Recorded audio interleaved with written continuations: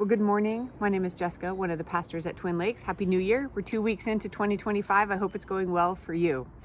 If you have been coming to Twin Lakes on weekends, then you know that we are in the midst of a series called How Joyful People Think.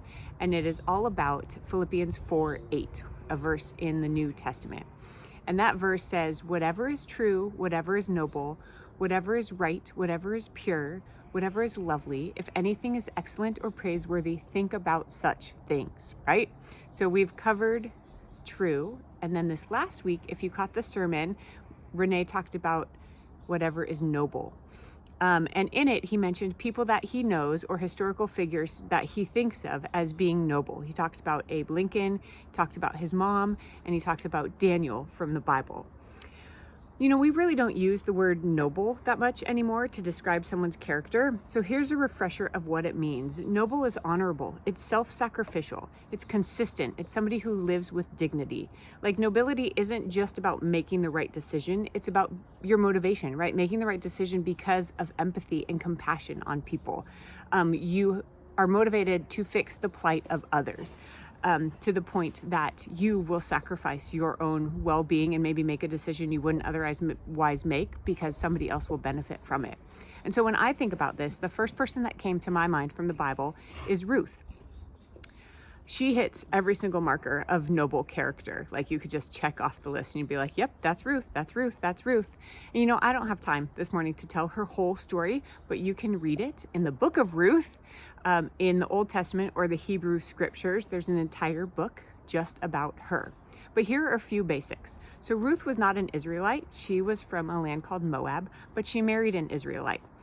And right around the same time, her husband, her father-in-law, and her brother-in-law, they all died, leaving 3 widows.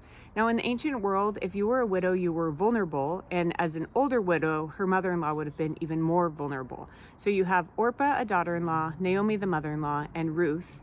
Okay, they're all widows. And the mother-in-law, Naomi, she says, hey, like, they're young ladies. She says, hey, go back to your families. You can get married again. You can have children. Don't worry about me. I'm going to go back to my homeland of Bethlehem. And Orpah goes. But Ruth is like, no, Naomi, I'm not leaving you. And she says to Naomi some of the most famous verses in the Bible.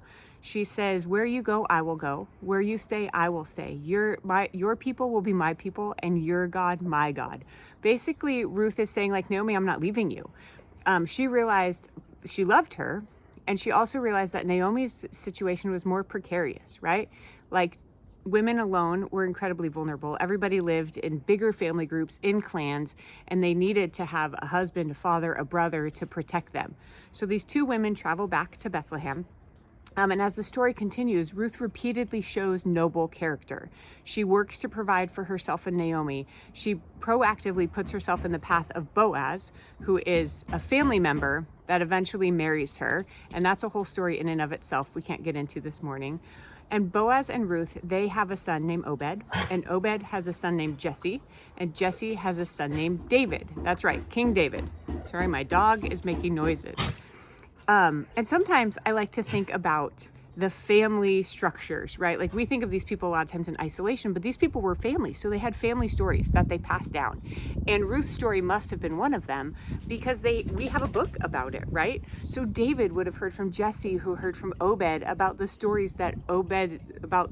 story of Obed's mom, Ruth's life, right? What she did and how she sacrificed for Naomi and how she came back to Bethlehem. And it's fun to think about them sitting around talking about that family history.